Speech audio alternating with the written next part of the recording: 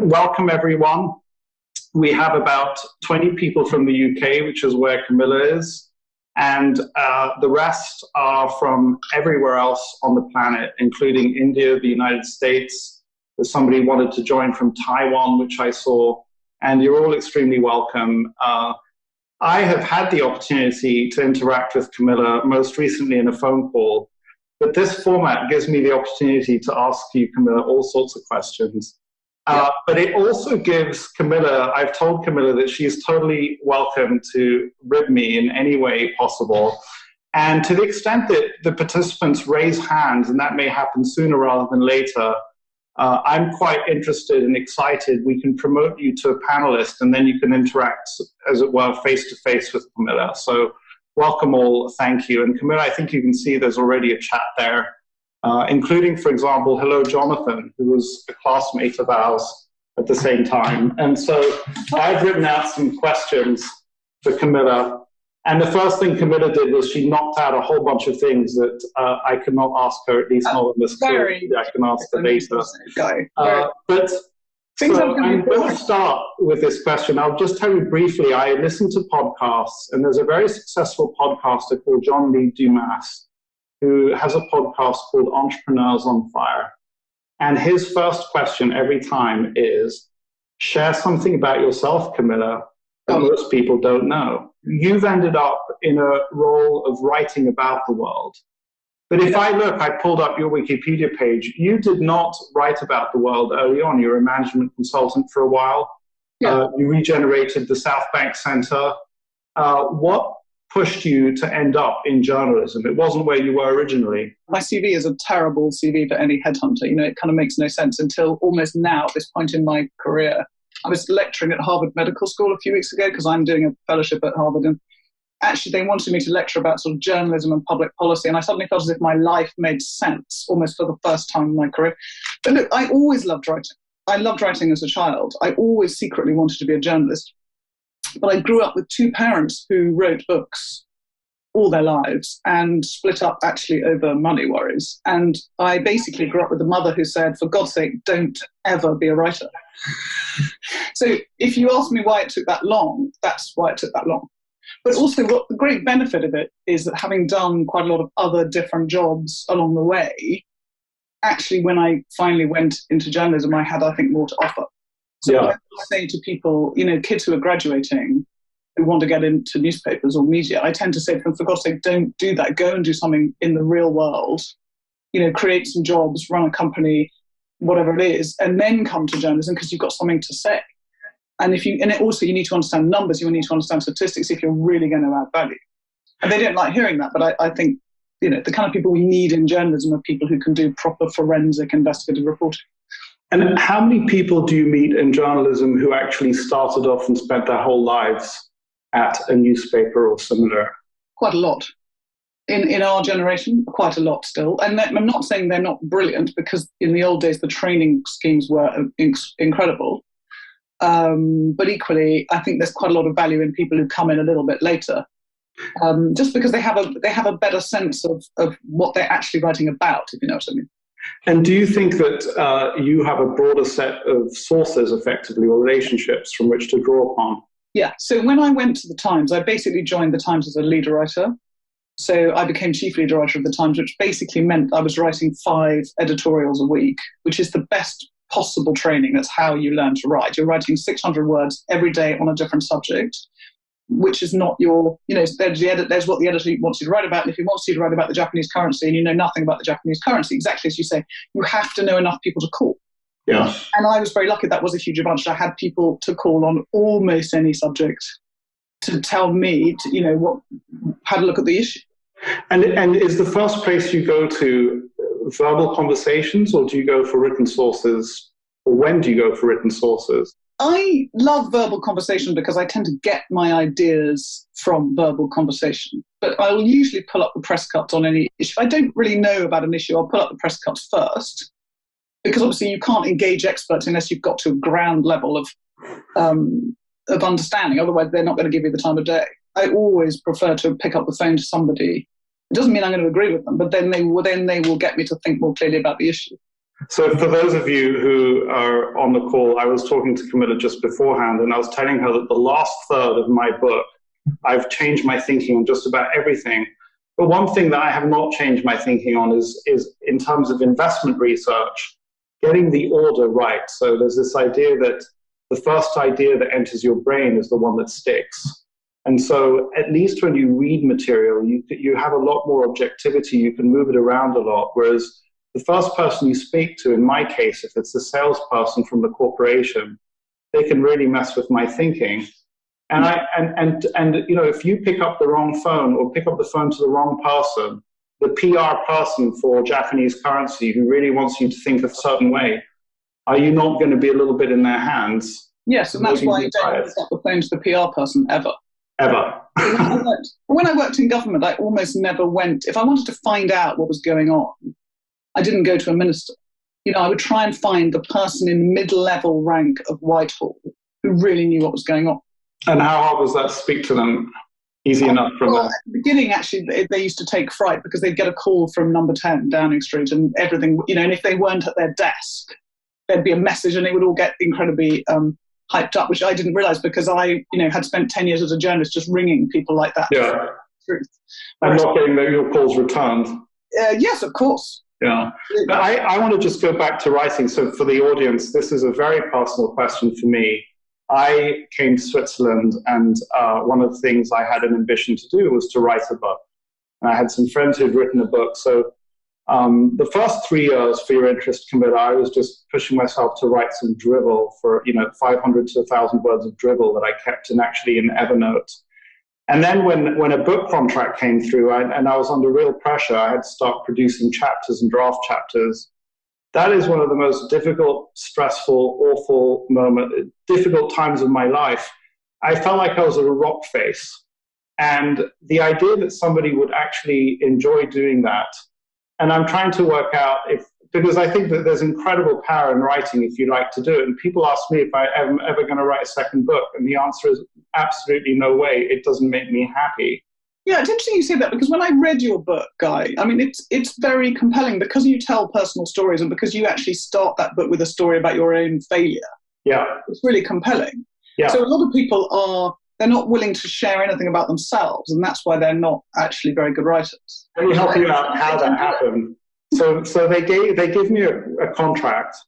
Palgrave Macmillan gives me a contract, and I say, well, I definitely have to take it. I have no idea how this is going to work. But I got to the point where I said, even if it's a bad book, I'd rather have published a book in my lifetime than not have published a book. It's a bit like having a child. You want to become a parent. And in this case, I wanted to become the parent of a book. And now I'm at the rock face, scared stiff, because I'm saying, what on earth can I write about that is going to be compelling for an audience? And part of why the book is so personal is I say to myself, the only thing that I'm truly an expert on and that I can truly be instructive on is my own experience of the world. Mm-hmm. And so that kind of deep dive into myself was born out of the pure fear that I'd produced something that wasn't worth reading. It is worth reading. So Thank you. It's worth also saying that unlike you, and this is for the audience, another conversation that I had with Camilla just the other day as we were preparing this, is that book was extraordinarily heavily edited. I mean, a friend who was editor of Time magazine basically lived with me for 3 months, and we pretty much extensively rewrote every chapter to make it readable. What I understood from you is that you don't really have an editor. What you submit is pretty much what gets printed. Well, I have a great editor, but he tends to do a slightly more high-level thing, yes. But that's because, it's like exercising a muscle. I think writing is like anything else. I mean, I have spent, 15 years of my career writing, and certainly for 10 years writing pretty much every single day. Now, I defy anybody not to get better at it if they put that many hours into it. Yeah. I happen to love it, but I've made a hell of a lot less money than you, so maybe you made the right decision. When I was writing, I got better at it, Camilla, but I still didn't enjoy it anymore. I just found it really interesting. When you look at how many books are published, which is really intimidating because actually it's extraordinary that anybody at all has read my book. I mean, I'm so grateful that my book has actually been relatively successful because I look around me and it's extraordinary how many books are published and how many people take the view you just expressed, which is I'd really like to have written a book. Yeah. And we have this veneration for literature and books, which I grew up with, and I think it's just wonderful that we still have that. Yeah. Because actually, committing to reading through an entire book, and I do that because I review books as well, for newspapers, is quite a big deal. Yeah. It's a wonderful reflection on our convenience world, but we are still willing to stop and take the time to read what someone else has put 2 years of their life into. And we're all grateful to you for spending all your life not thinking about how to make money, or as I sometimes say, how to make rich people richer. Ah, yes. And how to communicate. And, I have not been in the UK, but there have been some topics that you've picked up as a journalist. One was a focus on the NHS. Yeah. Where you sort of dove deep. Maybe, and I really know so little about it. Now ever since Brexit, I have a subscription to all the British newspapers, but at the time I didn't. And many of the audience members will not know. Maybe you can tell us about what you did there. And perhaps actually also you can give the audience a quick overview of the way British healthcare system is organized. We're going through an election in the UK. So health is the number one issue after Brexit in this election. It continues to be a major political issue in this country. We don't have a US-style insurance system. We have, as everybody knows, a universal, free at the point of need system, but it is sagging under the weight of just incredible, exponentially increasing demand. But the weird thing is you don't really get interested in health until you come into contact with the system yourself. So when I had my first child, ironically in the same hospital that I myself was born in, I had a terrible experience, and it switched me on as a journalist to wondering what on earth this was about. How can something so routine be so appallingly badly managed? And so at some point during the 2010 election, the Conservatives had made a big deal about health, and the editor of the Times, he and I sat down and we said, well, what are we going to say? What's our editorial line going to be on the NHS? And we realized we didn't know. So he said, and this is very unusual for an editor, he said, go out and spend a month. And a month is quite a lot of time actually to invest from a newspaper, and dig around and see what you come up with. And that's when I got hooked, because healthcare systems are some of the most complex, human and intellectually challenging things, And the NHS, I think, still employs, it's the third largest employer in the world after the Red Army and the Indian Railway Company, I think. But those people are employed in all these different silos which don't talk to each other. So from a systems dynamics point of view, I remain fascinated by it. I then went onto the board of the hospital regulator in England, and I wrote a big independent review for the government about nursing and stuff. And I made some programs for the BBC about it. But my worry now, I suppose, is that we don't invest in prevention. This is common all over the world. We treat people who are sick, but we don't try and actually prevent those illnesses, even though we know quite a lot about how to do it. And we've got tech, we've got genomics, we've got AI, we've got fantastic analytics coming along, but we're not always linking them to the human. So we tend to talk about tech as this kind of wondrous science without remembering we've got to link it to the human. And these are my preoccupations at the moment. Your preoccupation really it's quite beautiful, because if you think about me and, making rich people richer, you're actually trying to make the overall happiness of the British people as a whole greater. I mean, you're thinking, and you've gone to healthcare because it's one of the key elements of that. And you're in the US, in Boston, every 6 weeks or so? Yeah, roughly, yes. So I've no doubt you've gone into multiple conversations and you understand quite well the debate that's going on over there. Yes. And it's interesting for me that it was really surprising for me in the 2012 Olympics that the NHS played such a strong role in the actual ceremonies, and it's amazing seeing the election, observing the election, how important the NHS is. And the NHS is our sort of holy grail. It's our national treasure. It's the reason why the current debate about a US-UK trade deal is so fraught with difficulty, because people are, we know that there have been some conversations between American trade officials and British trade officials about prescription drugs, for example. And the minute you can have a perfectly sensible conversation about a prescription drug, but the minute it filters out, people leap to the conclusion that you're trying to privatize the whole of our healthcare system. Yeah. And then it's not possible to have any conversation at all at that point. The hilarious thing in the United States, to the extent that I've observed it, is that when you have people talking about a single-payer healthcare system, the first place that people leap to is, quote, death panels. And there's this idea that you do not want to take the decisions over life and death at end of life, extension of care, whether you allow somebody you pay a lot of money to extend their lives or not, yes, is in the hands of somebody, the government. Yes. And that the minute you bring that up, people who might be inclined to accept a single payer system sort of like turn away. And it's funny for me that some of the same kinds of people who love the single payer national healthcare system in the United Kingdom, yes, the same sorts of people who hear death panel and say, not on my life, I would never ever want that.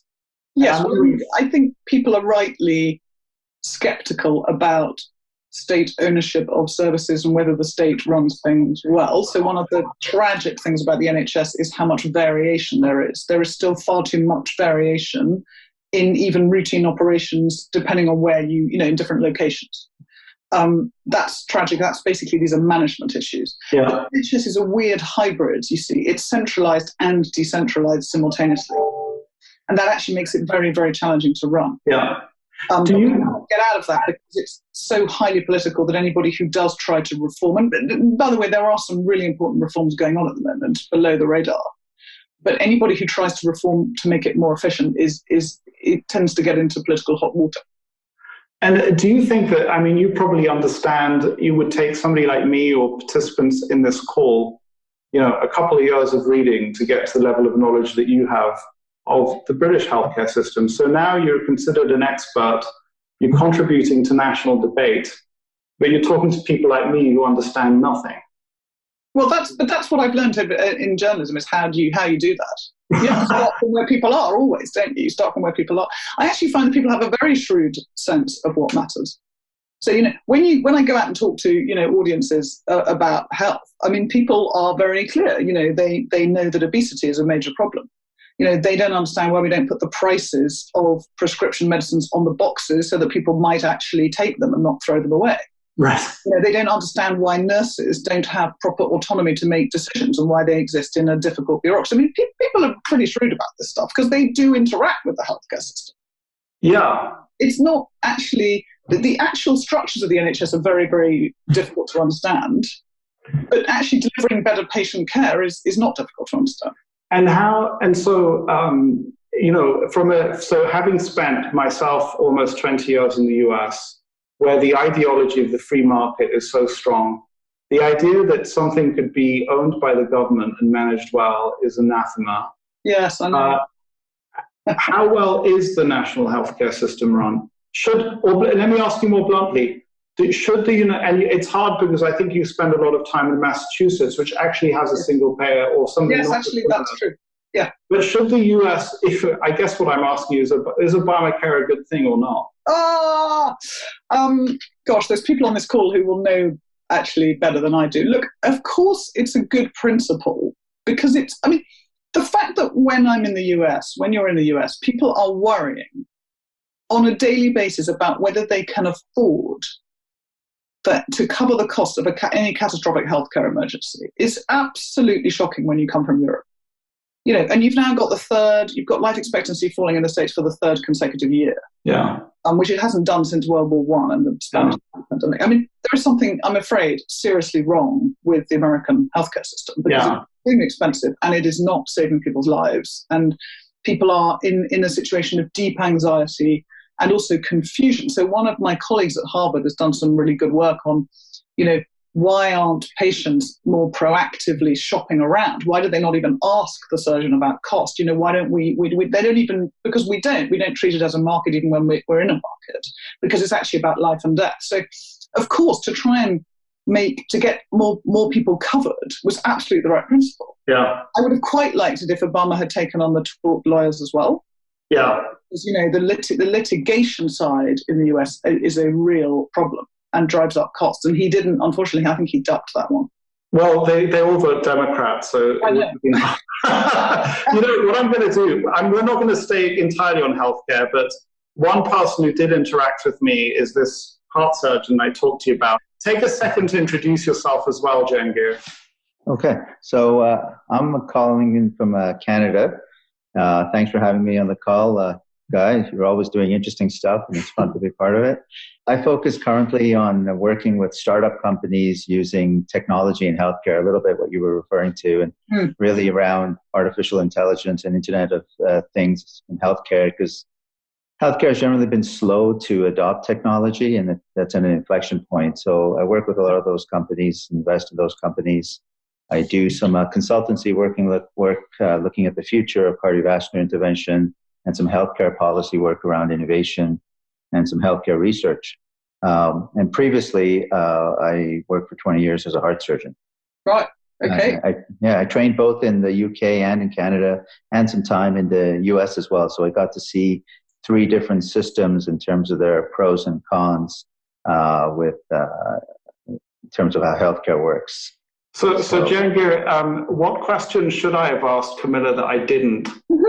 about healthcare? Yeah, like obviously healthcare is not easy. It's a question of trying to arrive at an optimal strategy. So, my thoughts are in the US, like there's this issue of getting to universal care and the definition of universal care. And unlike the rest of the Western Hemisphere in the US, there's an issue about my neighbor not having a job, not paying for healthcare, and getting the same service I get. And yes. I work every day, 9 to 5. I put my boots on, I go to the factory, and this person doesn't. And the US just can't get over that stumbling block. I agree. The rest of the world has gotten over it. And then it's a question of how do we provide healthcare as a basic right for everyone? How do we do it efficiently? And how do we do it economically? And what are the quality of care outcomes, sort of thing. But the US has a huge stumbling block mentally to get over that. Camilla, are you known in the United States, like as a public commentator? I mean, the FT is broadly read in the US. Yes, but I wouldn't say I have a great profile in the US at the moment. I mean, my book is coming out in March, so I'm going to have to up my profile in the US, no doubt. A new book? No, my current book. If you were to get in front of an American audience and talk about the NHS, do you think that you could convince them of anything? Because I think Jehangir is right. I think he's made absolutely the right point. And when you do see this here as well, you do see this similar concern about fairness. So the common thing I find in most audiences, at some point someone will say, well, why should I pay for people who've been smoking for 35 years? Or why should I pay for people who've been eating to excess and have now got type 2 diabetes? So we actually, funnily enough, have a similar view here because, of course, it's coming out of our income taxes. But actually, Europe has, most of the rest of Europe has solved that problem by having a sort of co-payment system. So, if you're in France or Germany, as you know, Jehangir, you have a social insurance system where actually most people are paying. Right. And the prices are more transparent. I think that's the other thing about a single payer system. I will defend a single payer system forever because I actually think it is a great leveler. It does provide, as you say, health as a human right. And actually, when you say single payer, do you mean co-payment as well, or in some parts of Europe, obviously you've got co-payment, and that's a sort of more Bismarckian model, if you like. And people are, you've got a hybrid. So in Germany, I think about a third of the hospitals probably are privately owned, about a third are public, a third non-profit. So you have there's a much more relaxed attitude to that kind of mixed economy. And people are relaxed as long as they're getting a good service. But then it comes down to how you regulate. My problem I have many problems with the US healthcare system, but one is this, it's so opaque. It's really, really difficult for individual patients to judge even what they're getting. So I understand you. I do think you're right. There's a stumbling block about people, they've paid in and other people haven't. I think look at the health problems the US is facing, it's catastrophic. One thing on that, in terms of the opaqueness in the US healthcare system, my experience has been that the US offers a spectrum of absolutely world-class, outstanding health that is really hard to get anywhere else. But then also, on the other end, there's a lot of below average care provided. And therefore, when you take the sum of all that, it's actually not very good. When you average out the excellent with the below, it's still, for the public overall, it's not very good. You're talking about the US, but in the US, yeah. Whereas for individuals, you could probably access some of the best healthcare. But as a public society, the averages don't work out well. So whereas the NHS, and getting back to the NHS, the NHS, on a global scale is well looked upon and actually measures metrics and has a lot of really good deliverables. Well, that's another. Can I just pick up on that, Guy? That's a really important point.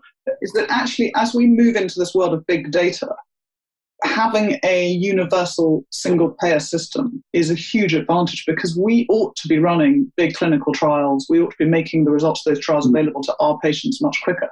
I mean, we're now beginning to realize that in this new world, we've got a huge opportunity. And the question there is, can we overcome some of the resistance, again, to bringing in life sciences companies into that conversation? And that conversation is going on at the moment.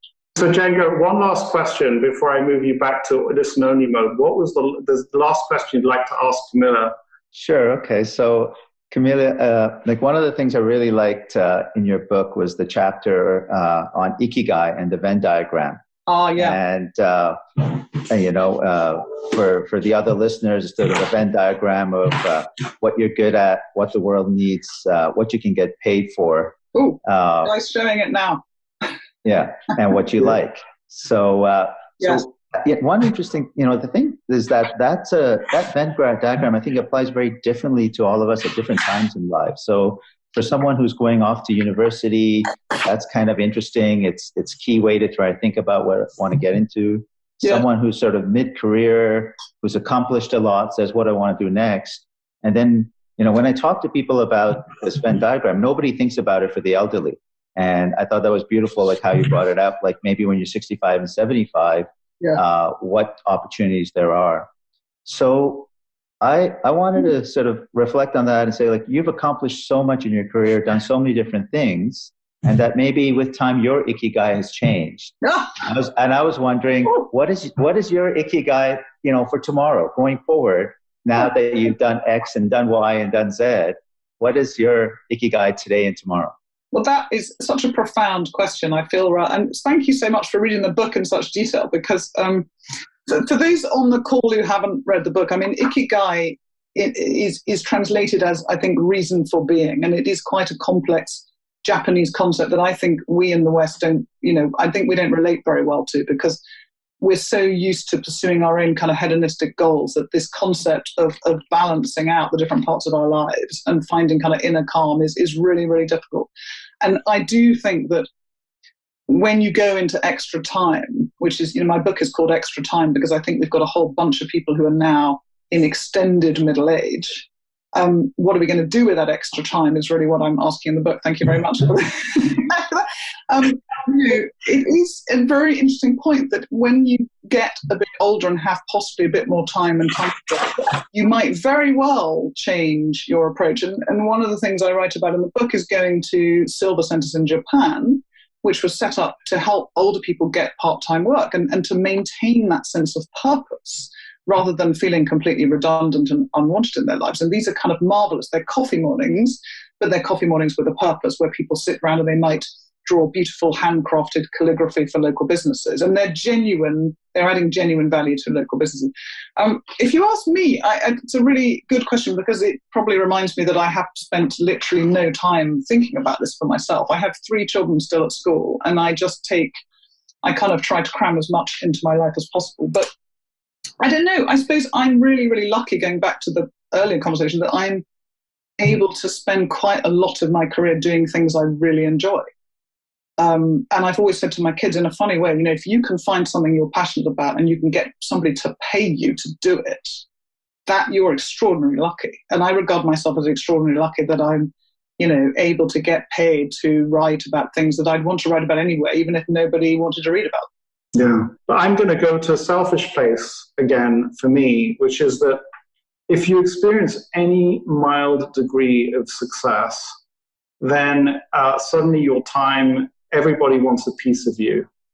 And I'm sort of, I have an extraordinary assistant who helps fend all sorts of things off and gets me a little better at saying no. Mm. Before we get there, how do you structure your days? When do you write? When do you see your family? What does that look like? I think I have at the moment, when I was in Number 10, I had a proper full-time job, and actually just had that structure, and I had to cram in my family at the end of it. When I was on the Times, it was fairly similar, although I always did a 4-day week. I mean, basically, since I've had children, I've tried to do a 4-day week. Just because I've been lucky enough to do that, and I just think you have to be able to give enough attention to your children when you're not simultaneously looking at your BlackBerry and checking your emails, and we've all been guilty of that.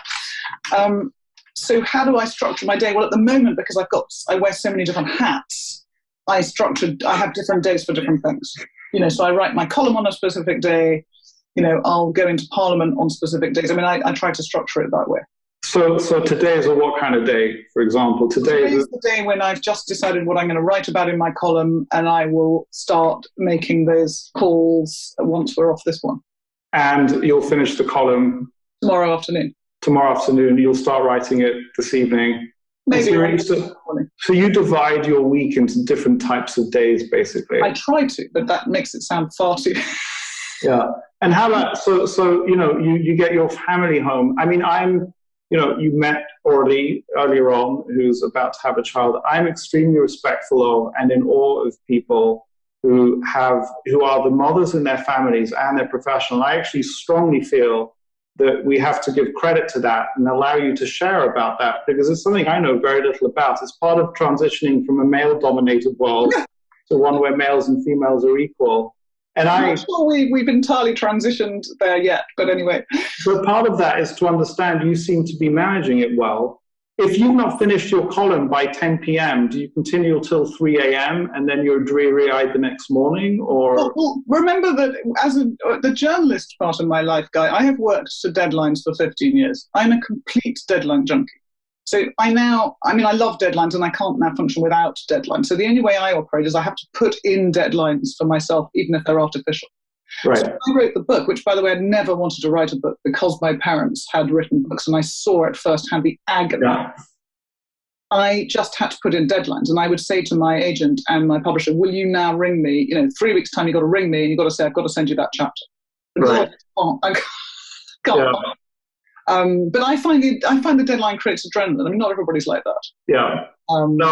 People around me know about deadlines, and then I procrastinate till one day beforehand, and then it's still half a day late. Well, this is what doing PPE at Oxford actually leaves you with, isn't it? Well, it's gotten us, those of us who did it, an extraordinarily bad name, because it seems like a lot of PPE is associated with some policy disasters. And I don't know if that's a good thing. I mean, we're accused of being shallow, of skimming everything the last minute, and then being erudite. And you've just admitted that that's what you do, so that's fine. Yeah, but I'm doing all sorts of discursive reading and other things before I get there. Of course, but we don't see any of that. We don't expose any of that, do we? But the real thing I'd say is that I do a huge amount of exercise, and I always have, and I think exercise is the only thing that keeps anybody sane. And by the way, that is an important part of your book. That I think it's a whole chapter, or probably more. Yeah. How you, even at older age, it reduces decline. Oh, I mean, it's unbelievable. When I started actually reading the studies, having always done quite a bit, I was just blown away. I mean, it is just extraordinary. So there's a bunch of septuagenarians in Illinois, for example, who started jogging when it became a fad in the 1970s, and who have continued some form of exercise, aerobic exercise, ever since. Yeah. And the researchers found, I think, that those people are 30 years biologically younger now than their chronological age. Yeah. I mean, and that's not unusual. These are not professional athletes. And this is a magic cure, basically, exercise. And figuring out how we can get more people to do it is vital. And by the way, for those of you who haven't read it, the book starts with this entertaining anecdote of a man who applies to a court to have his legal age changed because there are all sorts of things that he's not allowed to do, and he feels 20 years younger, so why can't he be considered 20 years younger? He can't find dates on Tinder. That's his main problem. That's what he complained about in the courtroom. He can't get a date because it says he's 65 and he's actually 40. He wants to be 45. Yeah. What exercise do you do? I mean, nothing. I do aerobics. I do something called military fitness, which we do here, and I do tennis. I mean, I just try. I'm not a fanatic, but I do try and do it pretty much. How many hours a week? Oh, well, minimum 5 hours a week. I've always thought. Wow. Okay, so I have to catch up with you. I don't think I'm not showing off. I'm just trying to say that's the key to sanity. All of us have something that we need to do to remove stress. And by the way, another chapter in the book talks about mental agility and how. Yeah. So there were some articles written that I read not so long ago on how if you play bridge, it prevents the onset of all sorts of mental diseases. I guess I would just warn people against is there are millions of these articles written. There were loads of articles written about how crossword puzzles were really good for your brain. And there was a study that showed that the people who did crossword puzzles had less cognitive decline. They were still sharp. Yeah. The problem with it is that the study actually also showed that people who did crossword puzzles had started off smarter in the first place and just liked doing crossword puzzles. So actually what neuroscience is showing us that the brain remains plastic forever. That is incredibly exciting. Yeah. Create new neurons forever. The question is, how do you incorporate those neurons into the functional circuits of your brain? And our experiments on rodents and so on show that exercise, but social connection and challenge are all vital to incorporating those functional circuits. So if you give a mouse, a new environment with new wheels and toys and some other mice to meet, they will get better at navigating mazes than the mice stuck in a boring old cage. I mean, it's not, and this does read across to humans, by the way.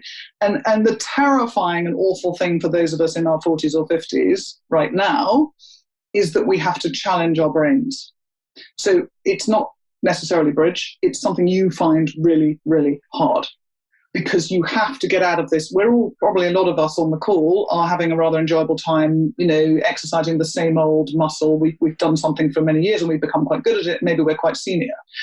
The terrifying thing is that you've got to actually learn Arabic or take up the violin or do something that for you represents struggle. I mean, this is what the neuroscientists, they actually call it struggle. And that is what your brain enjoys and responds to. And it will change its mapping to health. And so what is that for you? And actually, before I ask you that, it's not clear. I mean, I every now and then have somebody to come and read Hebrew newspapers with me. And actually what's a little disappointing for me is that I have a subscription to the Israeli equivalent of the New York Times, and there's a woman who comes and looks at this stuff with me, and I thought I'd improve just through that. I've been doing it now for about a year, and there's zero improvement, and I'm not sure if it's helping my brain circuits. Well, I don't know, because maybe you're struggling. It sounds like you don't find it that easy, so that could be quite a good thing. Yeah. So what is it for you? Well, I kind of thought, I love the piano, and I thought I could get back to the piano. I find myself playing the same Chopin nocturnes, which is not helpful. I know what I need to do, which is I need to master Rachmaninoff's second piano concerto. And if I can do that, I think that will be genuine struggle. That's one hell of I haven't had time to get around to it yet. That's one hell of a piece of music. Why particularly that particular? Because it's one of my favourite pieces of music. And because our youngest child is already quite enjoys listening to it and is soon going to be better than me. And so I need to that gives me an impetus to keep ahead. So forgive me, audience, I'm going to have a little bit of fun here. Do you think that, so Rachmaninoff's second piano concerto is this incredible gush of emotions, and it if you go with the music, it takes you to this emotional peak, and you it's like a river that you're just sliding down. And I just thought I'd ask that question, because does that somehow revealing of your inner emotional life? God, I don't know, maybe I'm deeply repressed and I can only express it through music. Can I just say, the reason I mentioned that is because it would be, for me, to master that would be an unbelievable struggle. Yeah, I can imagine. So it would probably take me 10 years. Oh, no, it's just, as you say, it just takes you over. But it's not Beethoven. It's not one of Beethoven's piano sonatas. No, Rachmaninoff has a flair. It's much more emotional, isn't it? Yeah, that's fascinating. That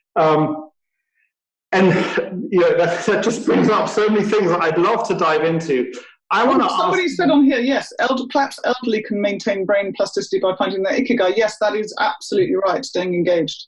Where did you see that? What? Well, that's on this chat. I think absolutely. And before I want to ask you about the number 10 policy unit, but I just want to see what's written here in these Q&A. There's somebody, John Green says, hi Camilla, apologies to bring the conversation back to healthcare. I was wondering what your thoughts are on the so-called dementia tax, and whether it ought to be reintroduced in order to relieve the NHS of some of the burden of care for the elderly. Yes, okay. So I actually used this phrase, dementia tax, in 2017 in the election because I wanted people to focus on the issue.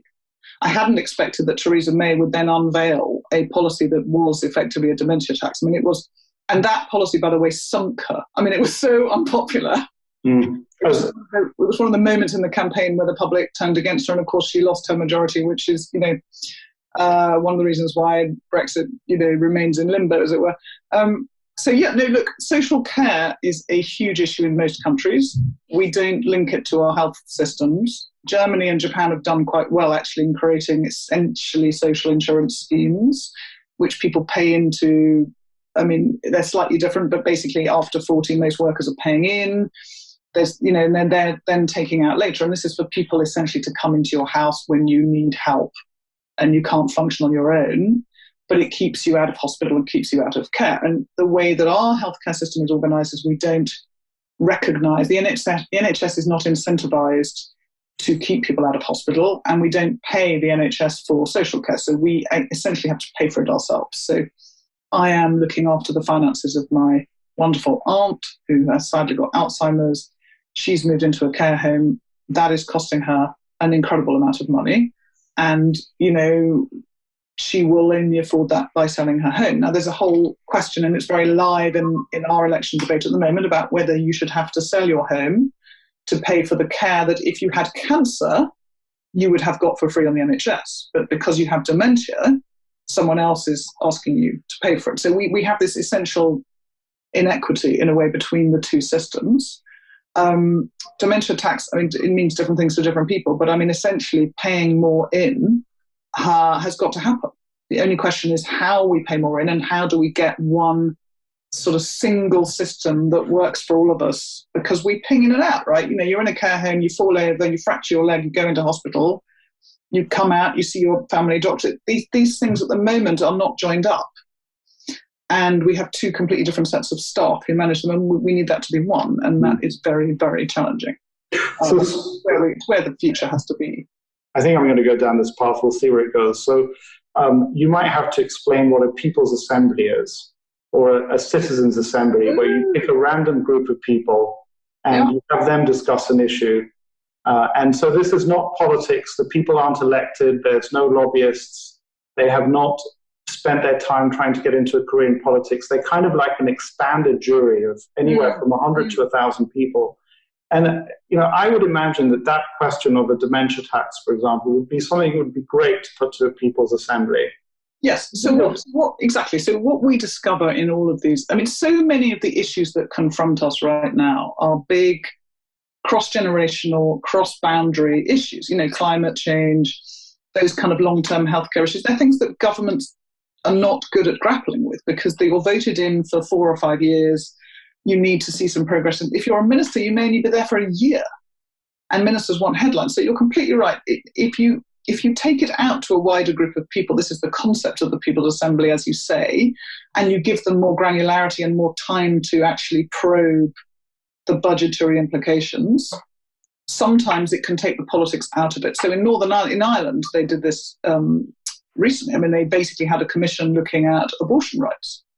And they essentially delegated that to a People's Assembly, and they got much, much wider support, as I understand it, for changing the law. Yeah. And that was the only way they were ever going to achieve that. So it's now very in vogue, the idea that you can use a People's Assembly. It's been suggested for all sorts of things, Brexit and so on. Yeah. But we do need something like that on the social care issue, or a commission or something probably, to, as you say, take the politics out of it and look at it in the round. Yeah. Is there any chance in the UK environment of getting at least some issues dealt with through a citizens' assembly? Well, I don't know. I mean, this is an issue that Gordon Brown, in fact, suggested about a year ago, that he suggested after Brexit we would need something to bring the country back together. Yeah. And I was very sceptical at the time because I thought, well, citizens' assembly just sounds like a kind of talking shop for years, But in fact, I now begin to wonder whether he might be right. He might have something. There might be something in that. The way it was explained to me was, if we're going to, in the United States, in the states where there's still the death penalty, it's always by jury. And there's this idea that either for the death penalty, that's a fairly serious decision. Yeah. But there's the idea that no official, and even no elected official, wants to take that decision. And the only way that a decision ought to take somebody's freedom away for a period of time, a jury of your peers, a randomly selected jury of your peers, is the best way to come to that decision. And there are so many. Yes, but only if you've got a very discrete binary question to address. So yeah, I guess you can't throw a more abstruse issue into a jury because it doesn't work. I mean, so I think it has to be a binary question. Yeah. Yeah. But, what I experience here in Switzerland, whether it comes to healthcare or other issues, is that any institution that raises the public's trust in the decision-making process is helpful. And the amount of trust here in Switzerland is just enormous on so many issues. But you have you have the canton system, you have much more local democracy, don't you? You have referenda, yes. People feel consulted. And what's really, it's really fascinating. So you are, and it's impressive because actually you really care about the outcomes here. You haven't abdicated the way I have just to think about making rich people richer, which is really wonderful. And something you said to me on a call was that the life of the average MP is horrible. It's a really tough job. And then, you spend some time, presumably, with at least the levers of change, the most visible possible. I guess that's the number 10 policy unit. Yeah. Can you just describe, it must have been wonderful. You were finally there at the center of the levers of government. Yes. Tell us what that's like. When you get there to the centre of government and then you find you still pull levers and they don't connect to anything. So as David Cameron always said, actually, no, it was an extraordinary experience and a great privilege. And what is very interesting, which is what you're alluding to, I think, is where do you have real power and where do you not? So David Cameron was always going into that job actually very humble about that. He always knew, I think, that he would eventually, he'd be out and he'd probably be unpopular. And, he was very conscious, and a lot of his ministers were very conscious. They needed to kind of use the time effectively. So they were all worried. They'd all looked at what Blair had done. And they remembered that Blair had himself said, I'd wasted time.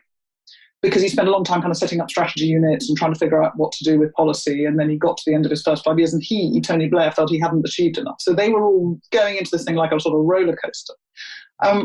What you learn as you go through is that there are certain particular powers the Prime Minister has. There are executive powers you have, obviously, over foreign policy and intelligence, which, by the way, is what Mr. Jeremy Corbyn would acquire should he get the keys to number 10. He would not be constrained by a hung parliament in the way that people imagine, because there are certain executive powers that you control, obviously. But there are also, you can make speeches. Speeches become a hugely powerful weapon. So I was always a bit skeptical. I thought, why on earth is there so much management of the press and why are we doing so many speeches? Well, you quickly discover that, of course, that is the way that a Prime Minister can actually set out his stall and try to change the conversation. Because you don't change the world just through legislation. You change the world through culture and conversation. And if you take, Islamist extremism was one where David Cameron really did shift the dial in terms of the way that society even defined extremism. The biggest battle he had, Theresa May and Michael Gove had in government, was that Theresa May believed, as the security services did, that extremists should be in a small box where we could watch a certain limited number of SOI, subjects of interest. And what Michael Gove and David Cameron came to believe was, no, there is a long road that leads people up to becoming extremists. And actually, we can't just ignore them until they try to set up a bomb. We have to actually address all the way through the societal factors that might or might not lead them to becoming extremists. And we have to try and set up programs that will instill British values in their language or in some way turn people away from this. Which, of course, we then saw, in spades in what happened with ISIS, I'm afraid. But that's a distraction.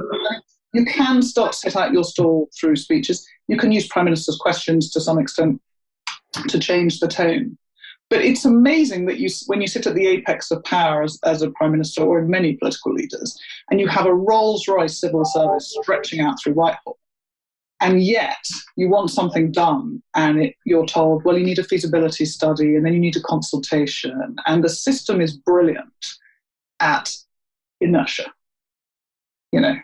And that can be good if you've got a prime minister you're worried about who's going to be reckless, or it can be quite frustrating if you think you've got a guy who's on the right path.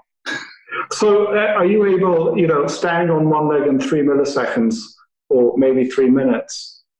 Just for me, it's fascinating to get an example of something where you believe that, something that passed across your desk where your time in office was successful.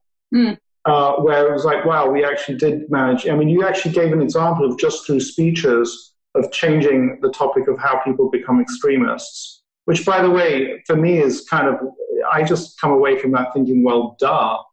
It's like, how hard is that to understand? No, but that was a huge political controversy, all I'm saying. And in the end, the way he addressed it was actually by using speeches to leverage change. That's all I'm trying to explain, rather than sitting in committees with people who didn't agree. It was rather like the way we did the sugar tax on drinks. We did it, we put it in a budget. We didn't let all the people who wanted to stop us sit round in endless committees for months and months and months. Right. Sometimes you do that. I mean, it's funny how, look, David Cameron and George Osborne, came into power after the financial crisis when Britain had a very large deficit. And this is all forgotten. Yeah. They came out of power with record high employment in a country that actually, yes, we still had a way to go on making up wages from 2008, but a country that was, doing a lot better than many people would have thought with a substantially reduced deficit. Now, they had to make a lot of difficult decisions to achieve that. Some people say now in an environment of low interest rates, was that really important? Did it matter? I mean, for them, it was hugely important. And for our credit rating and for the country's reputation, it was important. And that involved making a lot of very tough decisions. But there were a lot of other decisions under the radar. So, one thing that I cared about a lot was the way we look after children in care and the way we run social services, which is again through local government. One thing we did when I was in number 10 is we took over Birmingham's council social services, the largest council outside London, which had been failing for 10 years. And we eventually just thought we'll take it over and set up an independent trust. And that was a tiny little thing that actually, took a lot of work to make that decision and is now, well, we'll see where we get to, but is now starting to be part of a wider policy of transforming the way we look after kids who are at the bottom of the heap. You're making decisions like this every day. There's millions of decisions. Something I don't understand Swiss politics well enough, but just from the surface and the distance, something that I feel is unhealthy in the UK is the degree to which power is centred in London and in the central arms of central government. Yeah. And I don't, that's nice to say that and nice to make a comparison with a country where power is decentralized. I have no idea if you're in government how you implement the decentralization because what do you do? To be fair, George Osborne would agree with you. So one thing that, again, nobody has noticed fully or appreciated quite the implications of, obviously Tony Blair devolved power to the regions. The reason you're now seeing Scotland demanding another independence referendum is he started to devolve real power. Yeah. You can disagree or agree with that. George Osborne started to devolve power to local authorities. So in Greater Manchester, where there was an extraordinary council leader, huge amounts of power have now been devolved over economic development. We have mayors all over the country. Powers devolved actually for the health and social care system. So extraordinary amounts of innovation are happening at a local level. Again, under the political radar, so people can get on with improving services without taking a political hit in the media, I think. And that's actually very exciting, but it hasn't. Yeah. It hasn't. You've got Rory Stewart will run for Mayor of London. The next Mayor of London will be very interesting. The next Mayor of London will surely want to take more power. Yeah. And by the way, my belief is, without having any experience of it, is that as the powers get devolved, people will become more experienced in the exercise of local power. And the initial experiences may be that there's some bad choices that are made, but over time those choices will improve as people get more knowledgeable. But if you think back to Thatcher, I suppose what happened was, you had militant tendency, for those of you who remember this, back in the 1980s, bubbling up through local authorities. So you had socialists trying to gain control of the levers of power, and Thatcher essentially removed a lot of power from local authorities in order to quell those people. But that left us with a much more centralised system. Yeah. And sometimes it's on the ground, and local authorities have had funding cut consistently. But as a result, actually, some of them have become extremely entrepreneurial in the way that they do business. I've spent whole afternoons here, Camilla, with Parliament Live playing as I watch debates on Brexit. And there's kind of the opportunity to do that now, which is We're going to miss John Bercow.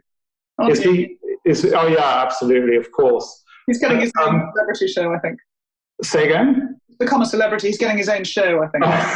Not surprising. In the future. So if I understand Rory Stewart's position, Rory Stewart says Brexit, not a great idea, but the British public voted for it. And the point that he made to me that was most convincing was he said the UK cannot have a sensible discussion about Europe anymore from inside.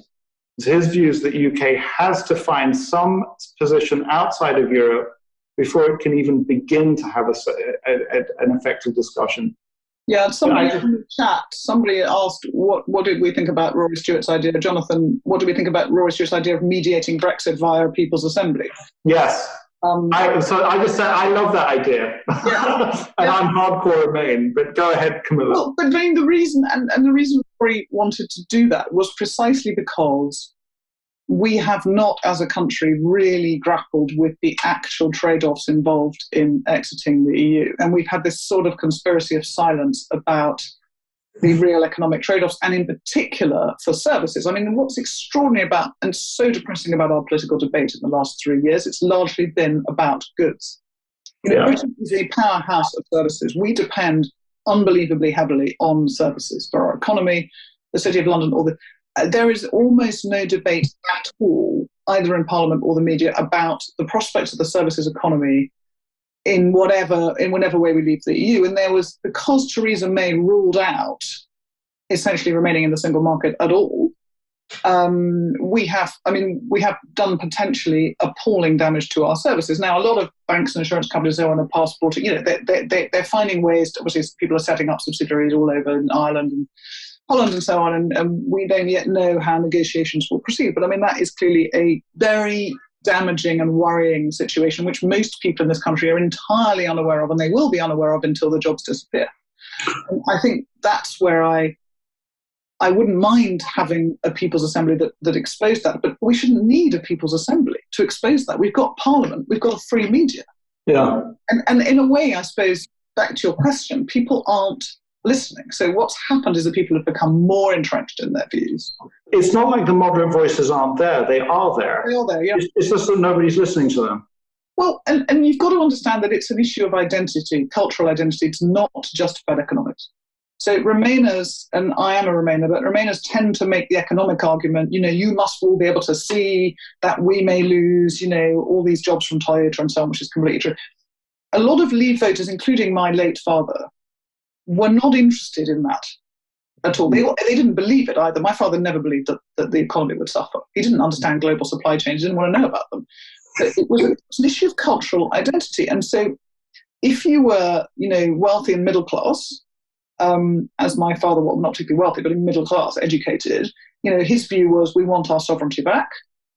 And if you were in large parts of the country, which, to be honest, since 2004 and opening the doors to the accession countries as Blair did without, ahead of most other countries, and then, of course, deceiving people about how many Eastern Europeans would arrive, which was his big mistake. I mean, he should have just been honest, and he should have welcomed those people in and created a much better infrastructure, but he didn't. People will say, well, actually, I don't recognize my area. I don't recognize this country. I'm worried about where it's going. I want to be patriotic, and patriotism for those people means taking back control of their borders and their cultural identity. Now, we can all say it's a lot more complicated than that. And we can also say that some of the hostility to immigration has nothing to do with the EU. It's the rest of the world, and there's all sorts of very complex issues underlying that. But I think until Remainers acknowledge the identity questions, they're never going to win this argument. Forgive me, I know I've asked this multiple places. I haven't asked this from you. Here in Switzerland, so you'll enjoy this, Camilla. Within a month of arriving, I get a letter saying, please show up at the population registration office and show evidence of your healthcare plan. Wow. But for some reason or other, in my wife and children's case, we could do it pretty quick. And I had some paper issue that it took me 4 or 5 months. Right. So month 3 comes along, and I get a letter in the mail saying, you're now 3 months late. Here's a bill for the fact that we've had to send you a letter of about 150 Swiss francs. And then by month 4, I show up at the office, there's another bill. Bottom line is, the rule, and Switzerland, for this purpose, is part of the EU, Switzerland only has to allow somebody to be here for 3 months. And after that, unless they have full employment and they have a healthcare plan, they got to leave. Yes. Why on earth was it never possible to have the United Kingdom take advantage of those rules, which are available to it as a member state? Switzerland is not in the EU. No, but those are the rules within the EU. So Switzerland has to exceed. Switzerland doesn't like that. During the renegotiation in 2015, I mean, this was a major part of the renegotiation. The whole question was, what is discriminatory and what isn't? And the fundamental problem was that we have in Britain a sort of universal welfare state with universal benefits, where we do say, everybody who's here gets, free education and free access to healthcare, because that's our system. And most of the rest of Europe operates on a more Napoleonic, Bismarckian type system. And a lot of those countries, as you say, have been able to use all sorts of ways. I mean, I think in Denmark, you have to own a home before you can get certain rights, and then it's quite difficult to buy a home. And so, I mean, there are all sorts of ways in which the French have been deporting people for a long time.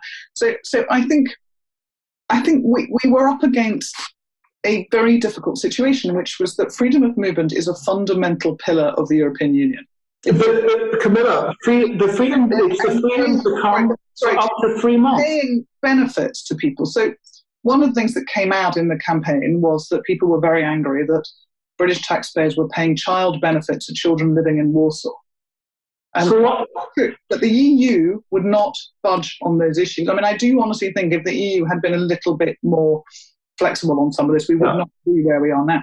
Why not just change domestic British law to be a little bit more like those Napoleonic? Well, I actually, funny enough, I have argued for years for doing that. But when you say just change, I mean, we would need to create a contributory welfare system, which is a completely different animal than we've had. And I don't believe we would have got it through Parliament. I don't believe any government would get that through Parliament without the very long-term type of consultation process you talked about earlier. But I think that was a fundamental mismatch between the two, which at that point, because we were such a successful economy and we were drawing so many people here who wanted to work from other economies which were under a cloud, it just became imbalanced at that particular point in time. And now the British politics has just rolled the dice.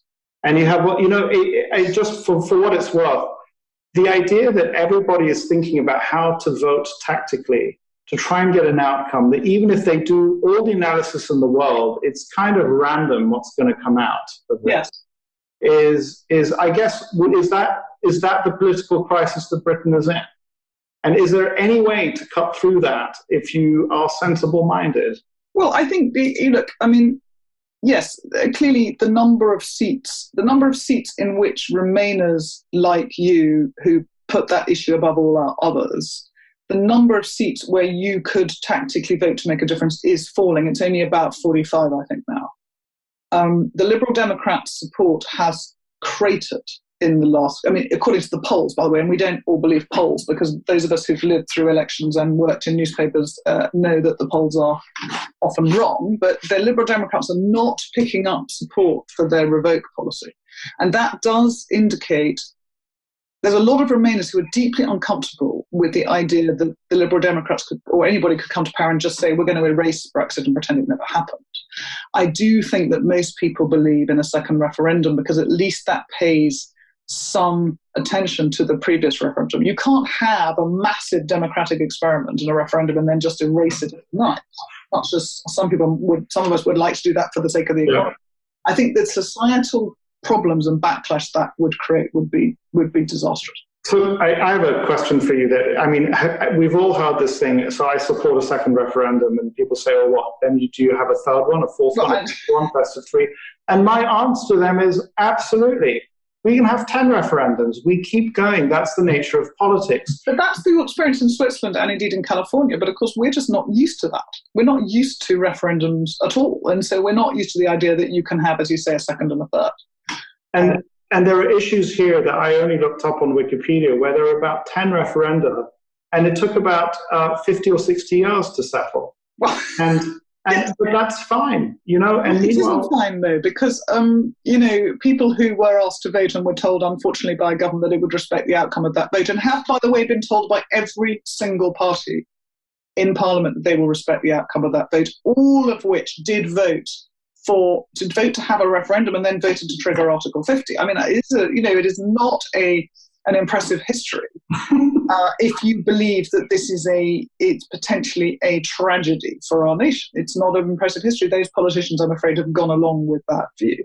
And I think where we're at now is, maybe we'll get a hung parliament, but the truth is that prolonged uncertainty is really crippling us. It is crippling not just individual investment decisions, but actually, I think, individuals' psychological stress. Yeah. Most people I talk to in business are feeling increasingly beleaguered by the volatility in the world, global geopolitical volatility, and this prolonged uncertainty. Yeah. And that's why I think the Tory slogan, "Get Brexit Done," which is a sort of mendacious illusion, is very, very effective. Yeah. Got fatigue, and we know perfectly well that this is going to be far more complex. A Canada minus free trade deal is not a good outcome, but a lot of people feel they just can't bear to think about it anymore. Have you heard about Germany Plus? No, that's a new one on me. Well, it's from listening to James O'Brien. So I now listen to people like Ian Dunt and James O'Brien. For those of you who don't know, these are not hard leftists, but these are members of the Labour Party that I never thought I had anything in common with. Germany Plus is effectively the deal that the UK has today with the EU. It's everything that Germany has, but without membership of the euro, without ever closer political union, without membership of Schengen. It's got these amazing advantages. But let's go to, so Camilla, one of the things, I'll tell you what is distressing to me, and much less distressing for living in Switzerland, but Switzerland's a tiny country, is the crisis of the West. So both the large Anglo-Saxon economies are kind of in a crisis mode, in that we have populists running the country who are making decisions based on what feels good to the broad electorate rather than what makes sense. Meanwhile, anybody who's been to China sees extraordinary infrastructure, happy people for all of the lack of freedom in China. Tens of millions, if not hundreds of millions of Chinese leave China every year and happily and voluntarily come back. And we can all recognize that China is not a free society. I feel like you and I were indoctrinated into this idea of, liberal democracies. Liberal democracies are failing, and we're at the center of them. What are we supposed to do? And is this the end of liberal democracy? Well, that's the question of the moment, isn't it? I mean, I think I would slightly take issue with you on China. I think since Xi took over, I think we've seen a much harder line from China. We've seen censorship. We've seen, what's happened with the Uyghur Muslims. I mean, I know what you mean, but I don't regard that as an acceptable model, and I don't actually think it's necessarily sustainable. I do think there are deep cultural issues within that society, which probably will bubble up at some point, and we'll see what happens in Hong Kong. But I think there is an increasing threat from that idea that somehow economics is all, and if you just give people enough prosperity, they'll go along with any kind of level of state control. I mean, that terrifies me. But I know what you mean. I mean, liberal economies, we do have to rein in free market capitalism a bit. I mean, if free market capitalism is going to succeed, it needs to be responsible and properly regulated. And I think on so many areas we have failed to properly regulate it. But I don't think that's impossible to deal with. I'll push back at you. I want to agree with you, but the Communist Party in China is 60 million people. It's almost like it's the size of the population of the UK. Yeah. As I understand it, the deal in China is you are welcome to discuss politics within the Communist Party. join the Communist Party, and then you can have raging political debates. And if you want to publish something that's politically sensitive, we prefer you don't publish it in public, so you restrain your freedom of speech to the general public. But the people who make policy can certainly see what you write, and there are plenty of dissident writers who are invited to write for Communist Party organs. And how chilling do you think that is? Wow. I mean, how many people are going to express their genuine opinion even within the internal party if it's telling them they can't express that outside? And if, by the way, as I wrote in the FT recently, it is also putting pressure on institutions of free speech all over the West. I mean, yes. That's self-censorship. There's something that happens in those situations, which is they may sound plausible, but they lead to self-censorship. And what they say, what that system would say is, they say, yeah, there is a certain amount of self-censorship, but we're not about, the ability to express yourself on every topic irresponsibly is not what we like. What we want is effectiveness. No, what they want, Guy, is power. They want permanent power. They are a despotism. They are an authoritarian government, and they are increasingly looking like an authoritarian government, and they are relinquishing small amounts of power where they know they need to in order to maintain this juggernaut that's moving forward. And they do that extremely subtly and extremely effectively. But don't mistake it for any form of freedom. So their response is to say, yeah, freedom is overstated. We're effective. We have well-run cities. We have good airports. We have train systems that work. Look at Switzerland. It's got fantastically well-run train systems. Switzerland is extraordinarily unusual, and Singapore is a much less free society. And by the way, there are so many countries in the world that say we like the Chinese model more. And the Western model is failing miserably. We're not succeeding. No, we're not having sensible debates. Look at the UK.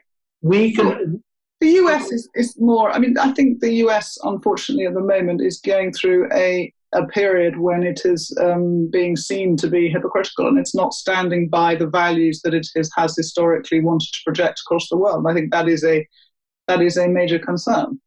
And whether that's a permanent phase, none of us know. Hopefully it's not. One of the biggest fears that anybody who's lived or lives in the US has is that, this is the American Constitution is this amazing experiment that has lasted all of 200 years. And maybe one of these days soon, the center won't hold and it will all collapse. Yes. I think something different is going to happen. I think we've had a disengagement from politics of highly talented people for about 20 years. I think for about 20 years, the best and brightest in their societies, certainly in the UK, just didn't even consider politics as a career. And you didn't consider politics as a career, did you? I mean, most people didn't. And now we are seeing, and I see it at Harvard because I have a lot of British students there who are, the best and brightest of their generations. They are much more politically engaged than my equivalent group was there 25 years ago. We are going to see, rather like, an En Marche, the Macron built En Marche, which was effectively a brand new political movement. Half of the candidates in that political movement had never stood for office before.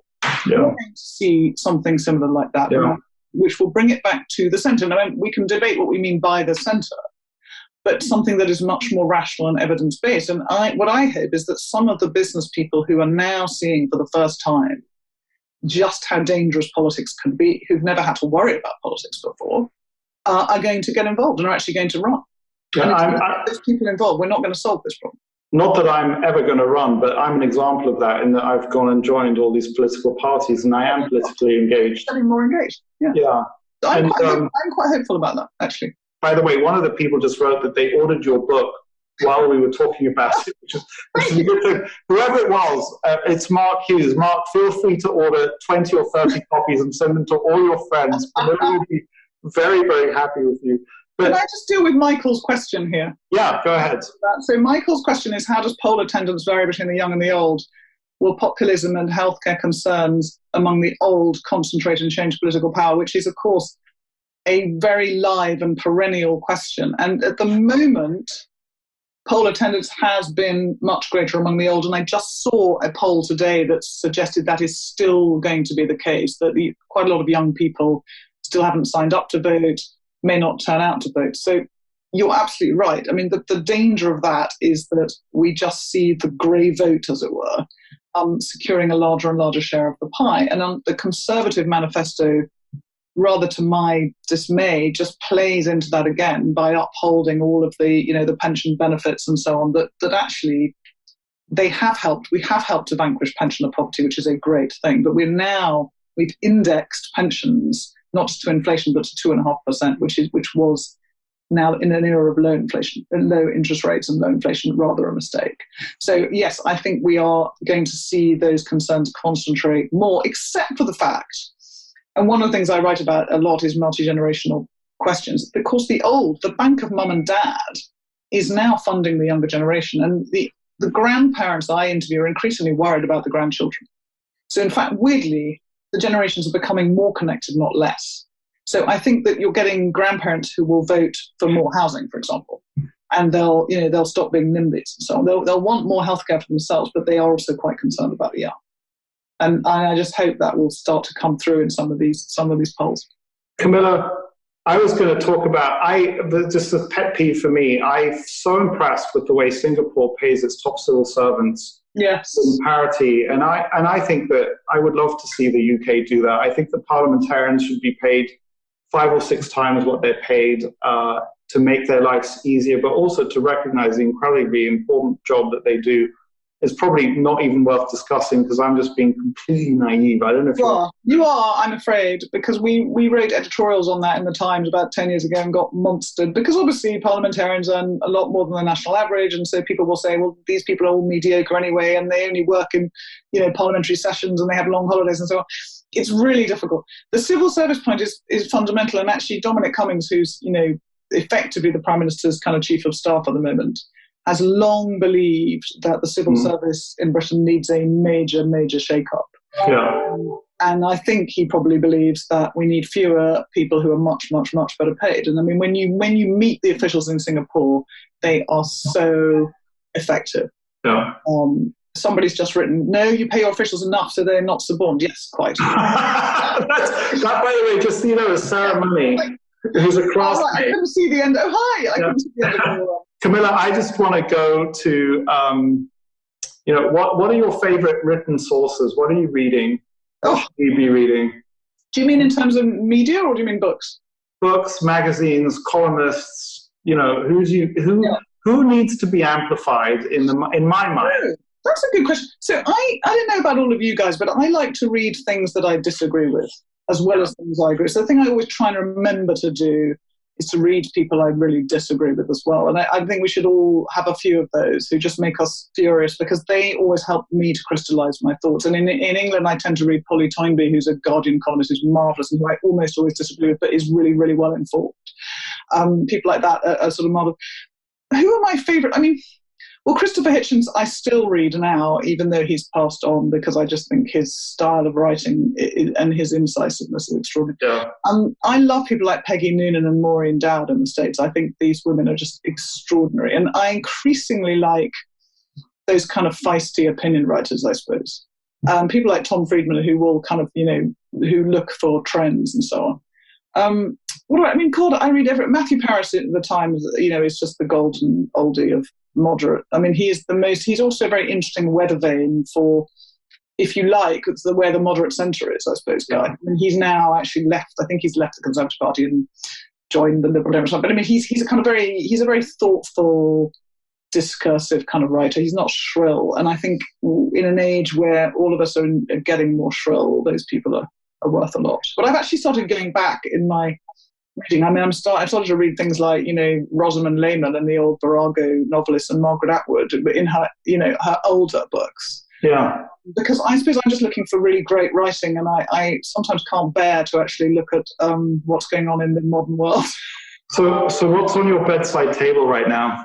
Well, what's my best? Samantha Power's new book, which I'm looking forward to reading because she's a fellow at the Kennedy School with me, but she's also, she's an extraordinary, it's her story of her life, I think. Yeah.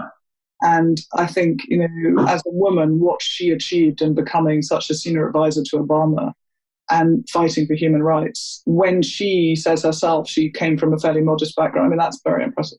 I'm reading Daniel Pink, I think it's called Thrive, which is about motivation, because the next phase of my research is actually about motivation and how can we change behavior.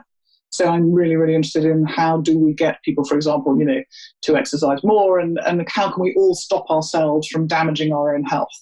Those kind of things are on my shelf. What else is on my shelf? Oh, well, Michelle Obama's book, which I haven't read yet. Do you distinguish between reading for research and reading for pleasure? A bit. I mean, I suppose my secret, back to the question you asked at the top of the conversation, is I love crime thrillers. It's the way I relax. So this is like Agatha Christie type? Oh, I mean, Jeffrey Archer is my secret. I mean, it's awful. I mean, my family is so embarrassed. I just love that. I love pacey plots and terrible crime thrillers. And that's what I read to relax. I mean, I'm curious, have you read, maybe you hadn't written them, have you read any of Robert Caro's books? Yes, I have. Marvellous. Very large. You're showing your seriousness there, Guy. A large tone. No, actually, I'll tell you for your interest. So we went, I don't know why I'm telling you this online, but I guess now I have to finish. So I was determined to read two big books. I read War and Peace finally on a cruise with my family. And I would say that it's such an amazing book. I kind of fell in love with some of the characters. I read, because I felt like I didn't want to die having not read it, James Joyce's Ulysses. Oh, yes. Which I kind of skimmed bits of it. I let it waft over me, and it was an interesting experience, and maybe I'll read it again. Try Virginia Woolf's The Waves, then. That's the next book. Virginia Woolf's The Waves. Is that right? I've not read any. To do something similar, but it's more readable. Oh, is that right? I've not read any Virginia Woolf. But then what I did with, so I discovered Audible. And I'm listening to Robert Caro's Path to Power while riding my bicycle with the new Sports Beats headphones. And it is such an awesome experience. And is this where you get your investing ideas from? I wonder how much actually that helps you think more laterally about investment. Oh, I have no idea. That is a great question, Camilla. For a future conversation, this has been so much fun, Camilla. We're at 28 minutes past the hour. I'm going to leave you the last word before we stop this call. Thank you, everyone, for joining. It's been an enormous amount of fun. Camilla, last thoughts. Well, it's just been great. I mean, I love the format. I mean, it's just like sitting in a cafe and having this conversation, but being able to keep one eye on interesting people, making nice comments on the side. And by the way, thank you for everyone who's enjoying this. I mean, I think we didn't really know how this would work, did we? So just being able to rove across a number of issues is marvellous. And it's like a psychotherapy session. Another thought to dive into, but thank you, everyone. Talk to you later. Have a good evening, Camilla. Bye. Thanks, guys. Bye. Bye.